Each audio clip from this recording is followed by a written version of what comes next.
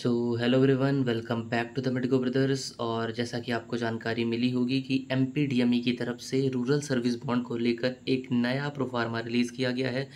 आप देख सकते हो कि ये जो प्रोफार्मा है ये 14 अगस्त को रिलीज़ किया गया था और हमें ये वीडियो बनाने में थोड़ा सा डिले हो गया, इसलिए हम आपके लिए कंप्लीट वीडियो लेकर आने वाले हैं। और इस वीडियो को देखने के बाद आपको पूरी जानकारी मिल जाएगी कि अब रूरल सर्विस बॉन्ड को लेकर एमपी गवर्नमेंट का क्या क्राइटेरिया है। तो चलिए चलते हैं इस कंप्लीट प्रोफार्मा की तरफ और इस प्रोफार्मा में क्या क्या लिखा गया है ये पढ़ने का प्रयास करते हैं। तो सबसे पहले तो बताते हैं कि ये जो आपका रूरल सर्विस बॉन्ड का प्रोफार्मा होता है, ग्रामीण सेवा बॉन्ड का प्रोफार्मा, इसमें जनरली दो तरह के प्रोफार्मा प्रोवाइड किए जाते हैं। एक तो होता है हमारा प्रपत्र 8A और दूसरा होता है हमारा प्रपत्र 8A2, है ना, A2। तो इन दोनों के बारे में अगर बात की जाए तो जो पहला प्रोफार्मा है वो है मध्य प्रदेश के शासकीय एवं निजी चिकित्सा महाविद्यालय में स्टेट कोटा अथवा ऑल इंडिया कोटा से स्नातक पाठ्यक्रम वाले विद्यार्थियों के लिए ये प्रोफार्मा होता है। और जो दूसरा वाला प्रोफार्मा होता है वो स्पेसिफिकली उन बच्चों के लिए होता है जो निजी चिकित्सा महाविद्यालय मतलब प्राइवेट मेडिकल कॉलेज से स्टेट कोटा से स्नातक मतलब एमबीबीएस कर रहे होते हैं और मेधावी विद्यार्थी योजना का लाभ कर रहे होते हैं। तो जो हमारा सेकंड प्रोफार्मा है ये सिर्फ उन बच्चों के लिए है। ठीक है, तो पहले बात कर लेते हैं ऊपर वाले प्रोफार्मा में कि क्या क्या बताया गया है। ठीक है, तो जैसा कि आप सभी को पता होगा कि जो भी आपके बॉन्ड की अमाउंट होती है उस बॉन्ड के अमाउंट का 0.5% के स्टाम्प में आपको वो प्रोफार्मा बनवाना होता है। मतलब ऐसा समझ लीजिए कि मान लीजिए कि आपकी जो बॉन्ड की अमाउंट है वो 10 लाख है, तो आपको इसके 0.5% मतलब कि 5,000 के स्टाम्प में आपको ये प्रोफार्मा बनवाना होता है। ठीक है, तो चलिए अब बात कर लेते हैं कि इस प्रोफार्मा में लिखा क्या है। तो पहला पॉइंट तो वही कॉमन है जो हम लोग हमेशा से पढ़ते आ रहे हैं कि मैं आपका नाम, आपके पिताजी का नाम, यहाँ का निवासी हूँ और मैं स्नातक पाठ्यक्रम में प्रवेश ले रहा हूँ और मैंने सारे नियमों को पढ़कर समझ लिया है, ऐसा लिखा गया है। आगे चलते हैं और उसके कुछ नियम और शर्तों के बारे में जान लेते हैं। तो वहाँ पर ऐसा लिखा गया है कि आपने मैं चिकित्सा स्नातक पाठ्यक्रम मतलब एमबीबीएस कोर्स पूर्ण करने के उपरांत शासन द्वारा निर्दिष्ट स्थानों पर विहित अवधि तक अनिवार्य रूप से चिकित्सा सेवा प्रदान करूंगा या करूंगी। ये पहला पॉइंट है।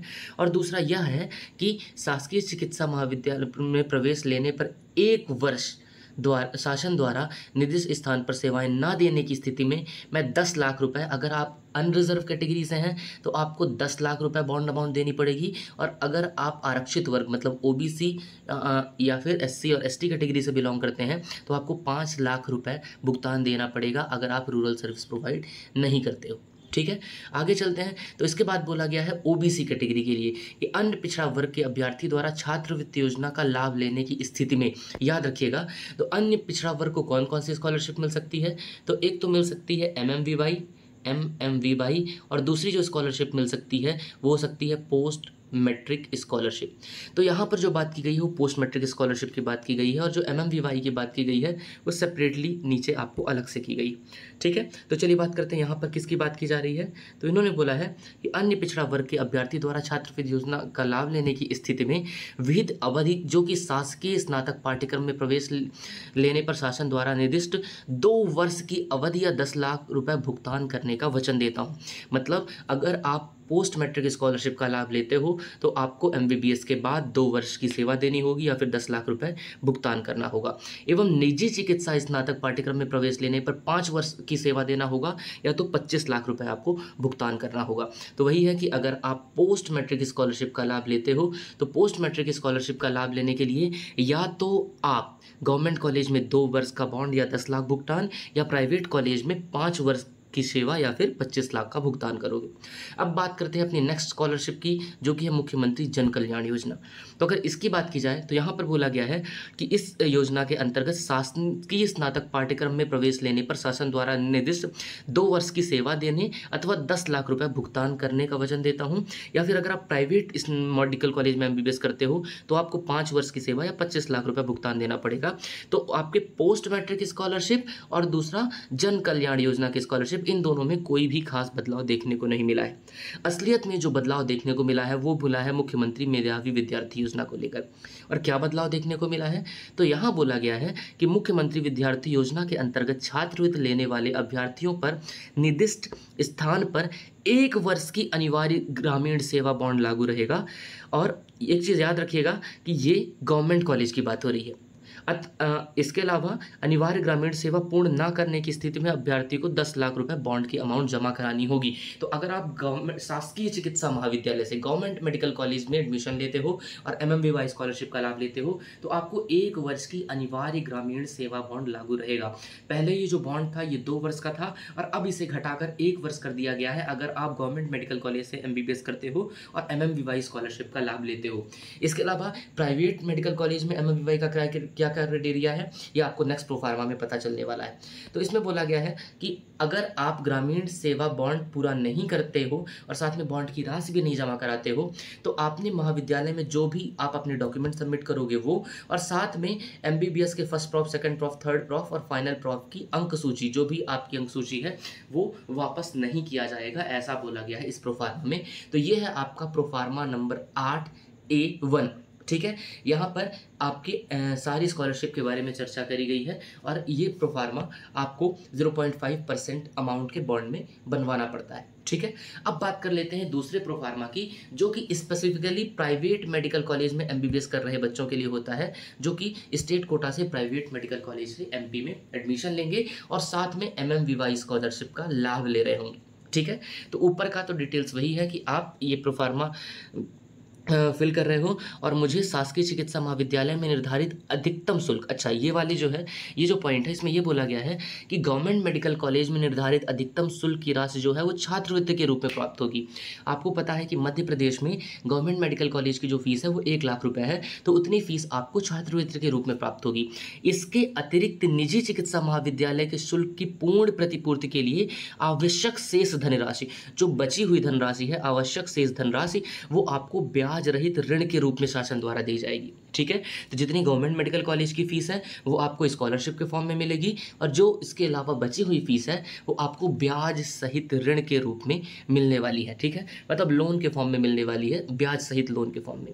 बाकी दूसरे पॉइंट में ऐसा कुछ भी खास नहीं है, वही बोला गया है कि जो भी आपके प्रवेश नियम है वो सारे नियम आपने भली भांति पढ़कर समझ लिया है। ठीक है, इसके अलावा जो तीसरा पॉइंट है वो मेन है कि एमबीबीएस कोर्स पूर्ण करने के पश्चात आगामी 5 वर्षों के लिए राज्य शासन द्वारा निर्धारित ग्रामीण क्षेत्रों में कार्य करूंगी और निर्धारित क्षेत्रों में 5 वर्ष का सेवा काल पूर्ण न करने की स्थिति में अनुपातिक रूप से शेष राशि बिंदु 1 में उल्लेखित का भुगतान शासन को करने का वचन देता हूँ। मतलब अगर आप 5 वर्ष का बॉन्ड देते हो तो अच्छी बात है, और अगर आप 5 वर्ष का बॉन्ड नहीं दे पाते, जो जितने समय की आपकी सेवा शेष रहेगी, जितनी सेवा आप नहीं दे पाओगे उतनी आपको अमाउंट ब्याज सहित ऋण के रूप में चुकानी होगी। निजी चिकित्सा महाविद्यालय में प्रवेश होने पर बॉन्ड का निष्पादन संचालक चिकित्सा शिक्षा विभाग मध्य प्रदेश के नाम ही होगा। मतलब ये जो आप बॉन्ड देने वाले हो ये संचालक चिकित्सा शिक्षा मध्य प्रदेश के नाम पर आपको देना होगा। ठीक है, बाकी पूर्ण ग्रामीण सेवा न करने पर अनुपातिक शेष राशि शासन को जमा न किए जाने की स्थिति में महाविद्यालय में जमा किए गए मूल दस्तावेज, जिसमें जो आपने एडमिशन के टाइम जमा कराए हों, इसके अलावा MBBS first prof, second prof, third prof या फिर फाइनल प्रॉफ की जो भी मार्कशीट है वो आपको नहीं दी जाएगी। ऐसा पिछले पॉइंट में जो लिखा गया था पिछले प्रोफार्मा में, वही सेम चीज़ यहाँ पर भी मेंशन है। तो इससे इस अमेंडमेंट के या फिर इस पूरे पीडीएफ के आने के बाद आपका जो सबसे बड़ा डाउट था कि क्या हम गवर्नमेंट मेडिकल कॉलेज में जब एमबीबीएस करेंगे तो भी क्या हमें 5 साल का बॉन्ड देना पड़ेगा, क्योंकि इसके पहले जो एमएमवीवाई स्कॉलरशिप को लेकर प्रोफार्मा आया था वहाँ पर स्पष्ट लिखा गया था कि अगर आप एमएमवीवाई स्कॉलरशिप का लाभ लेते हो तो आपको 5 साल का बॉन्ड देना पड़ेगा। वहाँ पर ये चीज़ क्लेरिफिकेशन नहीं दिया गया था, पर अब इस प्रोफार्मा में ये क्लेरिफिकेशन दे दिया गया है कि अगर आप गवर्नमेंट मेडिकल कॉलेज में एमबीबीएस करते हो तो वहाँ पर आपको 1 वर्ष की अनिवार्य ग्रामीण सेवा बॉन्ड देना होगा, और अगर आप प्राइवेट मेडिकल कॉलेज से एमबीबीएस करते हुए एमएमवीवाई योजना का लाभ लेते हो तो आपको 5 वर्ष के लिए रूरल सर्विस बॉन्ड देना होगा।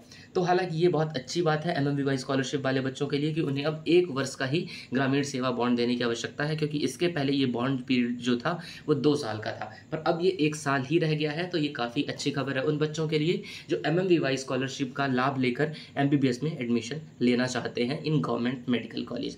तो this is all about this update, और ये इस अपडेट का अगर आप पीडीएफ चाहते हो तो ये पीडीएफ आपको जो आपकी एमपीडीएमई की वेबसाइट है वहाँ पर सबसे ऊपर इस वक्त मिल जाएगा, क्योंकि इसके बाद 14 तारीख के बाद से अभी तक कोई दूसरा नोटिस नहीं आया है।